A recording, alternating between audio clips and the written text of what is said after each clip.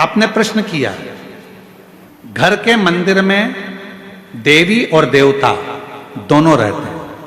हमारे घर के मंदिर में, प्रत्येक घर के मंदिर में देवी भी रहती है, देवता भी रहते हैं। हमें घर में नित्य प्रति कौन सी बाती का दिया लगाना चाहिए, लंबी या गोल? कृपया निवेदन है, इस प्रश्न का उत्तर जरूर। सबके घर में देवी भी होती है, देवता भी होता है। अब बत्ती कौन सी लगाना है, कौन सी बाती? एक होती है लंबी बाती कि गुरुदेव घर के मंदिर में देवी और देवता दोनों रहते हैं, तो हमें घर में नित्य प्रति कौन सी बाती, लंबी या गोल का प्रयोग करना चाहिए? तो निवेदन है, जब नवरात्रे का समय आए और 9 दिन तक देवी माँ आपके घर में विराजमान हो, या दीपावली का पर्व हो जब महालक्ष्मी की पूजन कर रहे हो, तब लंबी बाती का प्रयोग करें। बाकी के समय में घर में हमेशा गोल बाती का प्रयोग चालू रखें। गोल बाती का प्रयोग जो क्या, कौन सी आपके यहाँ गोल बोलते हैं, फूल बोलते हैं? गोल फूल बत्ती का प्रयोग कर, फूल बत्ती।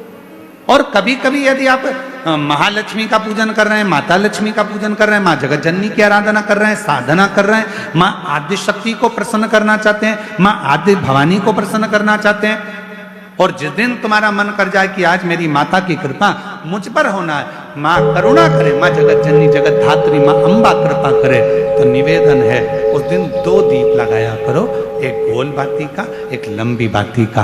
ये 2 दीप जब हम शिव और शक्ति के लिए लगाते हैं तो हमारे मन की कामना पूर्ण जरूर होती है। प्रयास कभी।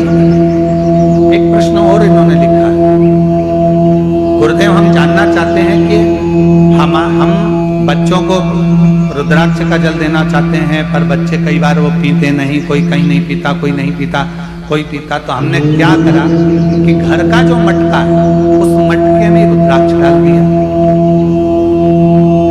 कैसी रही? अब प्रश्न ये है कि गुरुदेव हमारे वो मटके में हमने रुद्राक्ष डाल दिया, अब कभी कभी मटके का जल हम शिव जी को तो चढ़ाते हैं, पर कभी कभी हम मटके का जल तुलसी जी को भी चढ़ाते हैं, तो चढ़ा सकते हैं कि नहीं चढ़ा सकते? तो हम निवेदन करेंगे, मना किसने करा उसको लेकर, क्योंकि लोगों ने भेद करा कि लोग भेद करते हैं कि हम तुलसी की माला पहनते हैं तो क्या रुद्राक्ष की माला नहीं पहन सकते? क्या हम रुद्राक्ष की माला पहनते हैं तो क्या हम तुलसी की माला नहीं पहन सकते? कहाँ लिखा?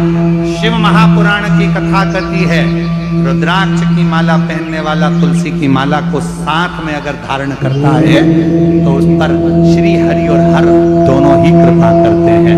यह शिव तत्व कई लोगों के मन में आता है कि प्रार्थना और आराधना का जो समय होता है उस समय पर भूलवश भी यदि कोई व्यक्ति भगवान के मंदिर तक, शिवालय तक, कथा तक पहुंच जाता है तो निश्चित है उसका फल उसको प्राप्त होता है।